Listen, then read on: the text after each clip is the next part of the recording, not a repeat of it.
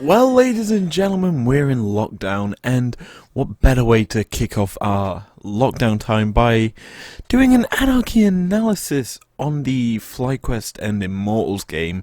Now, this is a very, very interesting game in terms of the fact that Flyquest benched Viper for solo for the first time this season, and this game we're going to see how well this new Flyquest actually perform, considering they are in playoff place contention, similarly to how Immortals are.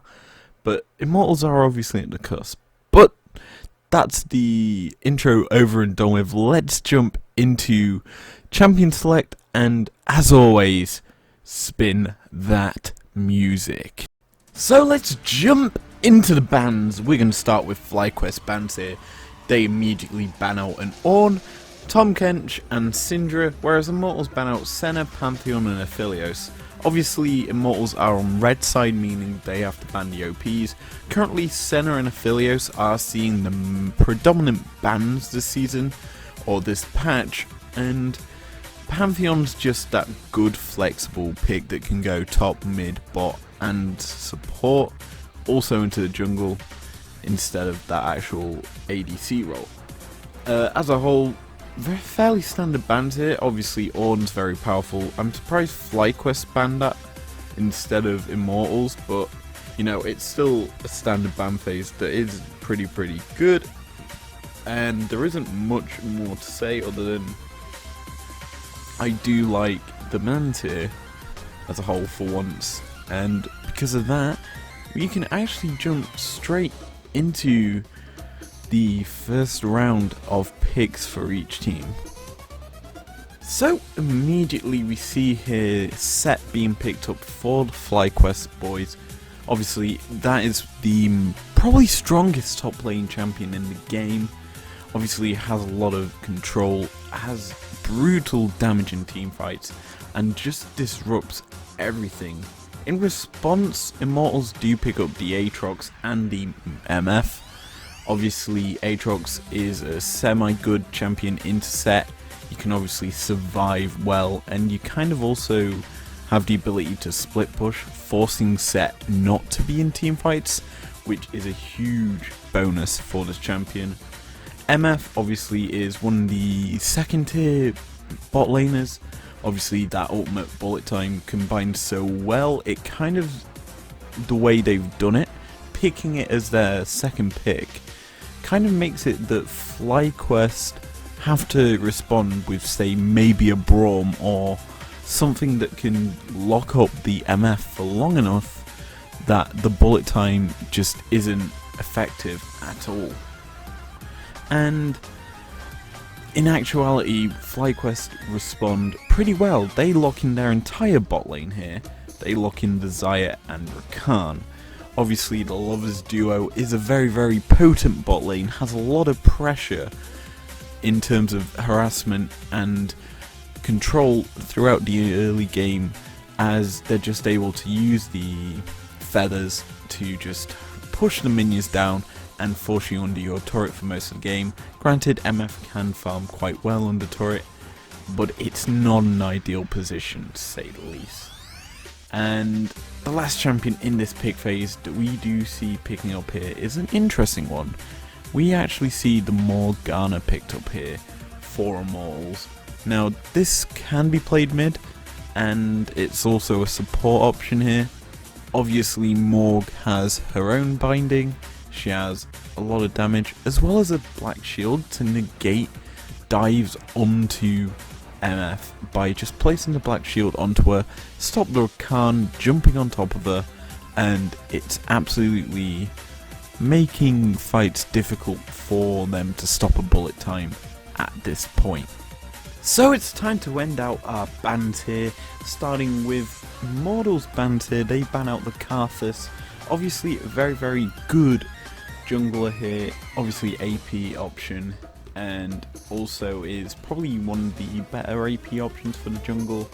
And we also see Immortals banning out the Jarvan, yet again another jungle pick here being targeted, and it is quite huge to see it being put onto the ban list, as it's a champion that obviously is AD, and considering the team comp so far drafted by Flyquest, they're not really got any AP champions in it yet. As for Flyquest bans, they target the mid lane, banning out LeBlanc and Quiana, obviously two very high burst damage champions, and they do a lot of damage considering. Obviously Quiana is that very unique champion that interacts with the terrain, and you can play around mid lane very nicely with that champion. And considering they're going up against Ika, who obviously can play these assassin-esque champions, it is a very nice ban to say the least. And finally, let's round out this draft in style. Starting with Immortals' first pickup of this phase, it's the Trundle. A very nice champion that can work well with the obvious bindings on the Immortal side from the Morgana and the Aatrox shackles. It also works very nicely with MFL, in the sense you put a pillar behind or in routes where enemies can escape from it. Obviously traps them into the bullet time, taking maximum amounts of damage, and is very nice. In response, we do see the jungle Gragas picked up here for Flyquest. No surprises there, considering they already have the set, so their disrupt is quite high. It does kind of lean towards a very strong team fighting comp Flyquest are drafting up here, and Gragas is very good at that. As for their last champion on Flyquest side, PoE is going to get his hands on the Victor. Victor obviously is a very good champion in terms of the amount of burst damage he does. With his augmented abilities, he becomes very powerful. That being said, you are kind of wasting one item, having it forced towards that one thing, but it's still a very strong champion. And in response, instead of seeing a Zoe or even a Aurelia or something along those lines, we see the Cassiopeia being picked up here for Immortals.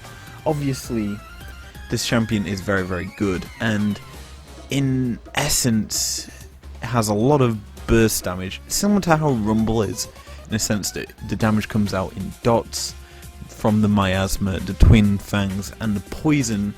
It's very strong and very good. But that's the draft phase. Let's jump into the game breakdown. So this game is fairly interesting in terms of the fact of how quick it was actually won, and by the team you don't actually realize is gonna win at the 6-minute mark of the game. Now, the early game goes over to Immortals with a very nice first blood in the top side of the map. Essentially a 3-man dive mid.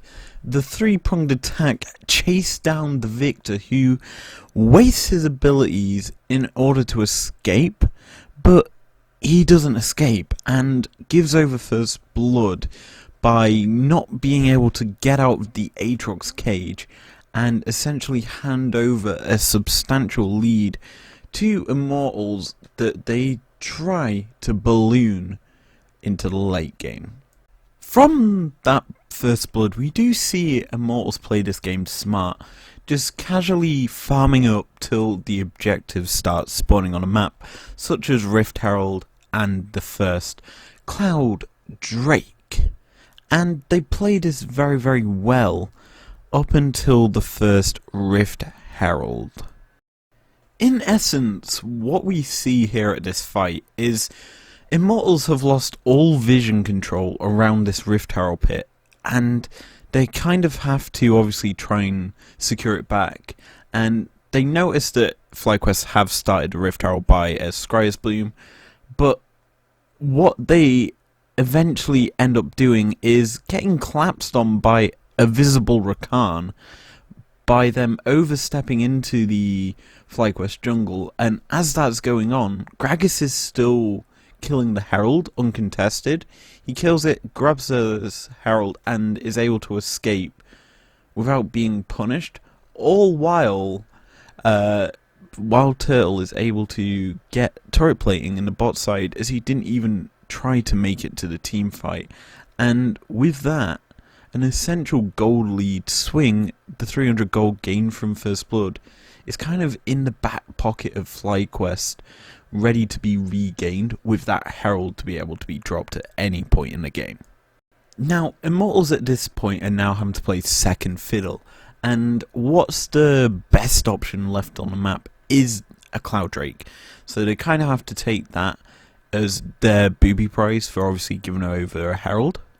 However, right on the cusp of the 13-minute mark, we see Flyquest punish Immortals by securing a couple of turret plates in the bottom lane, as well as the mid lane first tier turret getting absolutely decimated by Shelly, giving over a couple of plates there, and obviously that mid lane turret is free essentially for Flyquest now, as it is so low, and considering turret plating has just fallen, it'll die to about 3 or 4 auto attacks with a wave of minions, and thus that gold lead that was generated by Immortals this early on has been obviously crushed, and Flyquest now have control of the rest of the game.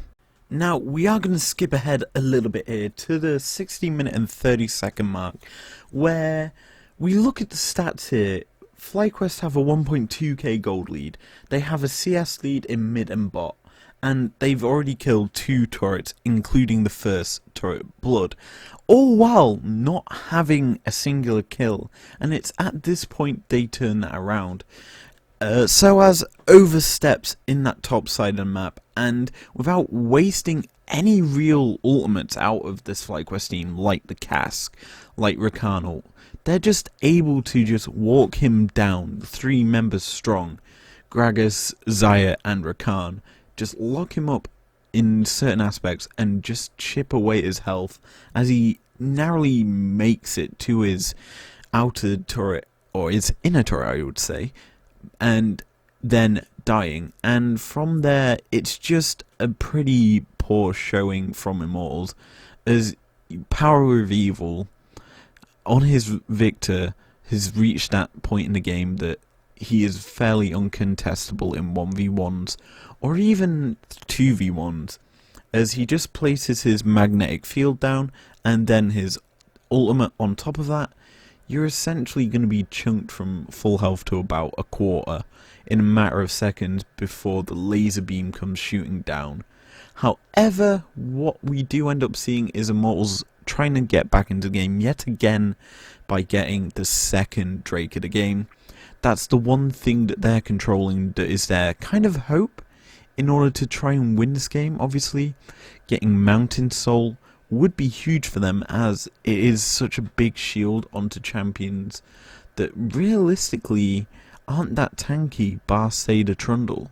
However, Immortals really don't want to give up that easily, as around the mid lane we see a 2v1 dive onto a Victor. Obviously, no ults are burned bar the Victor ult, but he's able to fight both members off here, and without any knowledge of where the rest of Flyquest are, none of them are showing, the 2 Immortals members up top of the map decide to roam through their jungle to try and get to the mid lane to make it a 4v1, and immediately run into the remaining Flyquest members that are hiding in that jungle, and Rakan's just able to get an easy knock up and kill off the Aatrox. And from there, it's sloppy plays out of Xmithy getting caught out in his own jungle on the bot side of the map, giving over another kill to the Flyquest team, and with that, an easy Baron, because the jungler of Immortals is dead, and all it is needed is Rakan and Victor to zone out the 3 remaining members. Victor can easily do that with his magnetic charged area, magnetic zone. You just trap people in it, they're not able to walk through it in order to get towards the pit, and that is essentially a Baron over to Flyquest, and it's very, very powerful here, as they're able to get to the inhibs of Immortals. Now, at this stage of the game, you would expect Flyquest to reset and go finish the game off after, say, a second Baron, or maybe even a random team fight that happens and they just pick off enough members.